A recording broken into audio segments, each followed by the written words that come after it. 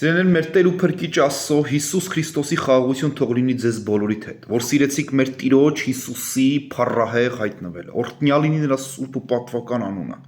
փառք Հիսուսին, Տերը օրհնի ձեզ, Տերը զորացնի ձեզ, կուզենամ ձեզ հետ բաժնեկից լինել Աստծո խոսքի հայտնությունից եւ ճշմարտությունից։ Կարդալու եմ 4-րդ Թագավորաց գրքի 4-րդ գլխի 4 առաջի համարից մինչև 7 համարները։ Տերը թող օրհնի ձեզ ու զորացնի, օրհնյալ լինի մեր Տիրոջ Հիսուսի պատվական անունը։ Եվ մարգարեների որդկանց կնիկներից մեկը աղաղակեց դեպի Եղիսեն ասելով. Ծառատ իմ մարդը մեռել է եւ դու գիտես, որ ծառատ երկյուղած էր տերից է։ Բայց պարտատերերը եկել են, որ իմ երկու երեխեքին իրեն համար ծառաներ անեն։ Եվ Եղիսեն ասեց նրան. Ես քեզ ինչ անեմ, ասիր ինձ։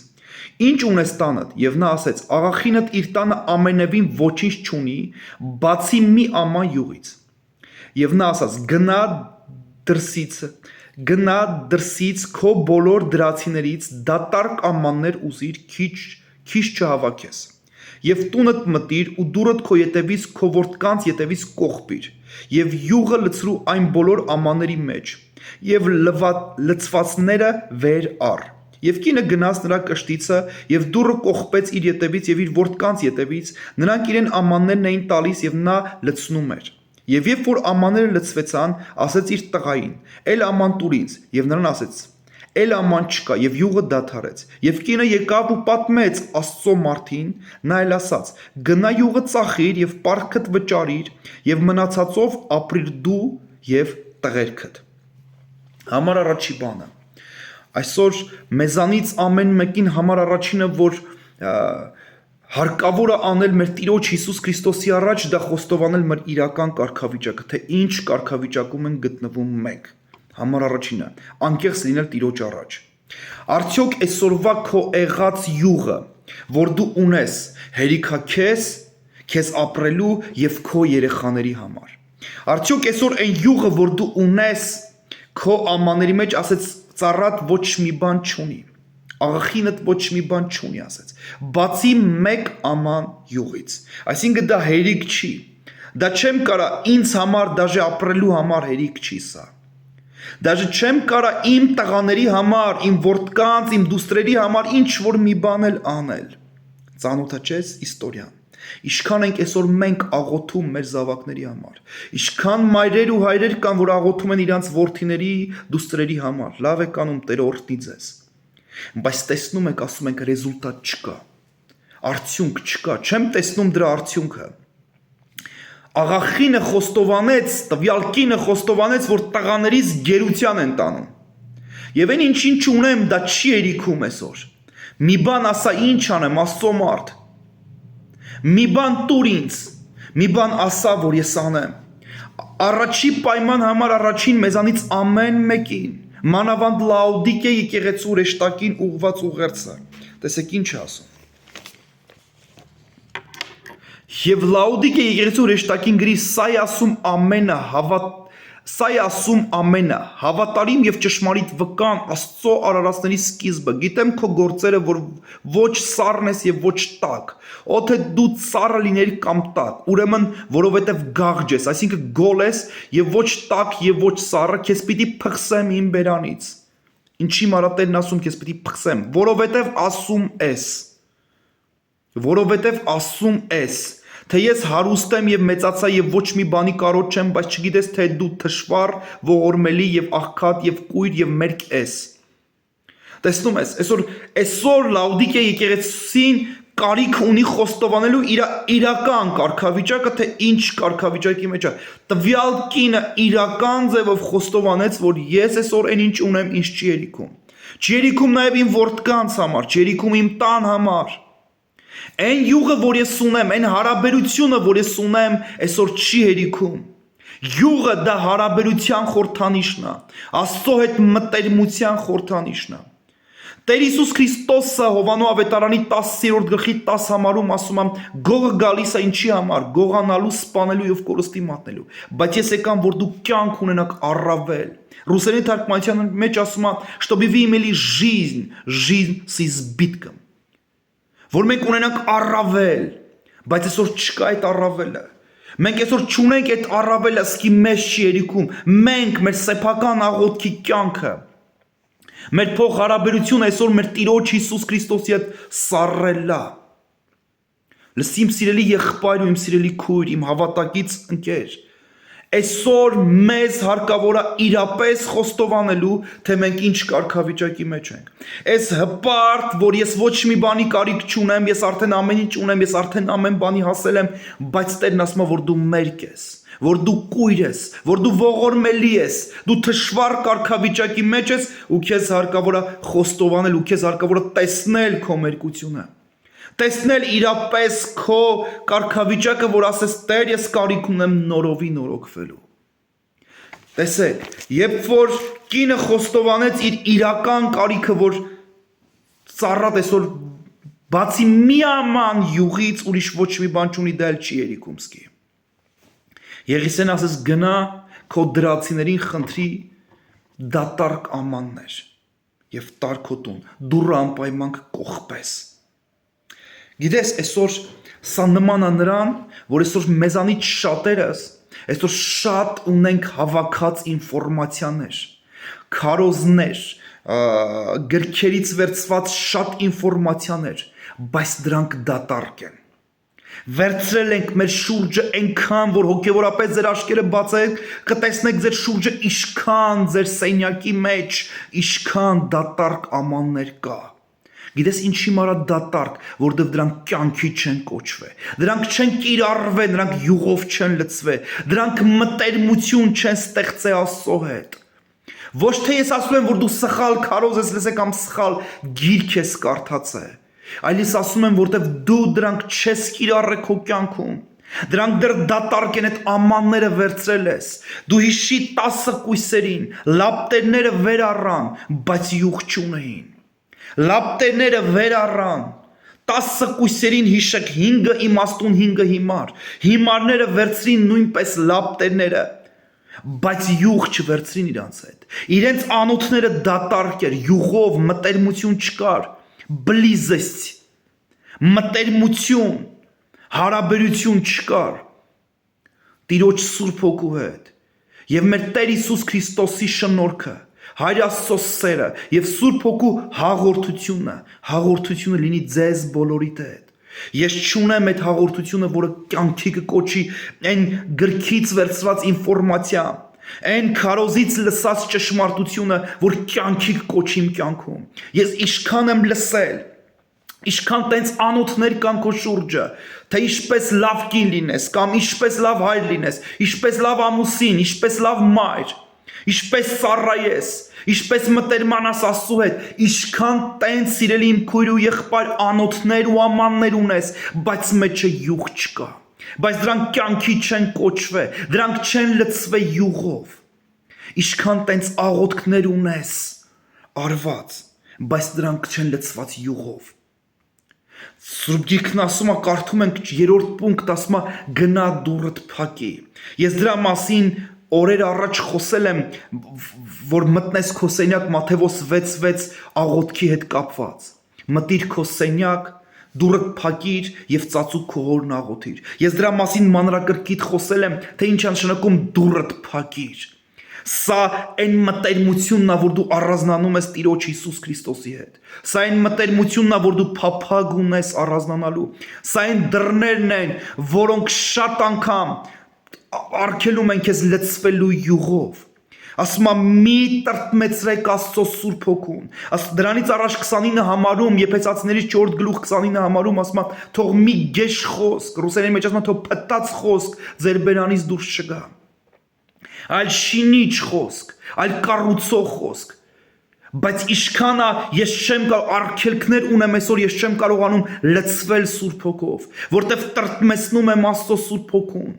Ամեն գեշ ու փտած խոսքերով, որ դուրս են գալի իմ բերանից։ Ես չեմ կարողանում կյանքի կոչել, փոխհարաբերություն ունենալ, որտեվ բամբասանքը խանգարում է։ Չարախոսությունը կամ միգուցե ինքնադատապարտությունը խանգարում է։ Ու ես չեմ կարողանում լցվել յուղով։ Շատերը տրտնջում են, ասում են տարիով աղոթում եմ իմ զավակի համար, կամ իմ ամուսնու համար, մեկ իմ կնոջ համար, մեկ իմ աղջկա համար։ Իմ սիրելի եղբայր, իմ սիրելի քույր, մեզ հարկավոր է այս կնոջ պես ասելու Տեր, Այսօր գերության են տարվում իմ զավակները, խնդրում եմ մի բան արա Տեր։ Ես յուղ չունեմ, իրապես ես յուղ չունեմ, այն հարաբերությունից, որ կծնվի, այն Տիրոջ ներկայությունից, որ ամեն կապանք կքանդվի, նրա Սուրբ Հոգու ներկայությունից, ամեն կապանք կքանդվի, թե ձեր երեխեքի, թե ձեր ընտանիքների, եւ կկատարվի Տիրոջ գրված խոսքը, որ կփրկվես դու եւ քո ամբողջ տունը։ Այսօր մեզ հարկավոր է դա խոստովանելու, Տեր, ես շատ ինֆորմացիա ունեմ հավաքած, շատ ինֆորմացիա, իրապես կարան լինեն շատ ճշմարտալից խոսքեր, քարոզներ, գրքեր կարդալ լցել ես եւ դա իրապես շինող, զորացնող, բայց դու չես լցվել, բայց յուղ չկա այդ ամանի մեջ։ Մտիր քո սենյակ, կողպիր քո ետևից քո դուռը, ծածկիր քո ետևից քո դուռը, փնտրի մտերմություն։ Հիշի, Աստծո այդ հանդիպման վայրը դա առաջինը քո սիրտն է։ Այնտեղ դու Տիրոջ հետ պետք է հանդիպում ունենաս։ Տեսեք,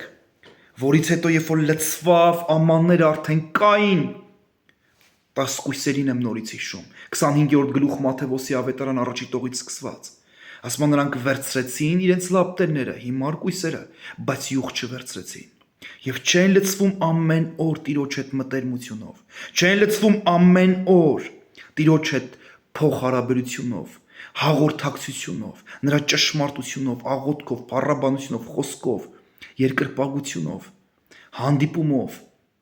սրբերի հետ մեկտեղ հավաքվելով, չէին լցվում, չգիտեմ ինչի վրա են իրանց օրը վատնում, ինչի վրա, ստեղ ասում է եւ գնա ու ծախի այդ յուղից, պարքը տուր։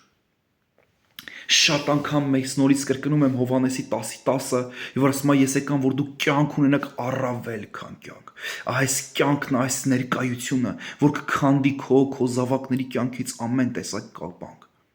Եվ այս յուղն է, որ քեզ կօգնի ամեն օր ապրել։ Սա այն փոխհարաբերությունն է, որ քեզ օգնում է ամեն օր հարաբերություն ունենալ Տիրոջ Հիսուս Քրիստոսի հետ։ Սիրելի իմ քույր, իմ սիրելի եղբայր, Տերը թող քեզ օրհնի, թող քեզ զորացնի։ Եկեք այսօր մենք խոստովանենք ու ասենք. Տեր Հիսուս, իրապես այսօր այն կարգավիճակն է, որ իմ յուղը չի հերիքում։ Այն ինչ էլ ունեմ, չգիտեմ, ելի տամ հազիվ ինձ է հերիքում, Տեր։ Իմ Աստված, իմ Տեր, ես քո իրապես կարիքն ունեմ, Տեր։ Ներիր ինձ Տեր, որ ես տրտնջացել եմ, որ ես տրտմեցրել եմ քո Սուրբ Հոգուն ամեն գեշ փտած խոսքերով, բամբասանքով, խաբեբայությունով, ստով,